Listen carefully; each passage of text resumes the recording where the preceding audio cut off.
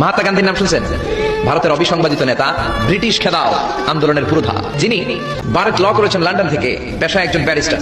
তিনি ভাবলেন সবসময় মুসলমানদের একজন নবীর কথা শুনি আমার হিন্দুস্থানে সবাই বলে মোহাম্মদ মোহাম্মদ, কে মোহাম্মদ, দেখি তো তার একটা জীবনী গ্রন্থ পড়ি। তো 2 খণ্ডের একটা জীবনী গ্রন্থের প্রথম খণ্ড উনি পেলেন। উনি ভাবলেন বইয়ের ভূমিকাটা পড়ে রেখে দেব, পুরোটা পড়ার দরকার নাই। কিন্তু ভূমিকা পড়ার পরে পুরো জীবনী পড়ার আগ্রহ, কৌতূহল, কিউরিয়াসিটি তার অন্তরে ঢুকিয়ে দিল কে?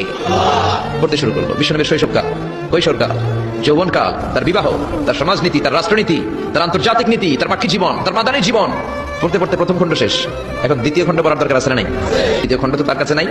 তিনি একবার ইন্ডিয়ার পুরাতন লাইব্রেরিগুলোকে তন্ন করে খুঁজে দ্বিতীয় খণ্ড জোগাড় করলেন, এটাও পড়লেন। পরে তিনি অবাক। তিনি কমেন্ট করলেন, I have scanned a lot of biographies in my life, but the biography of last messenger Muhammad was a unique, unparalleled and fantastic biography I've ever read till ever. Allahu Akbar. আমি ভারতের নেতা মহাত্মা গান্ধী অনেকের জীবনী পড়লাম, কিন্তু মুসলমানদের নবী মুহাম্মাদের জীবনীর মতো কোনো জীবনী পাই নাই। এই জীবনীটা, এটা একটা ইউনিক, আনপ্যারালাল, ফ্যান্টাস্টিক জীবন।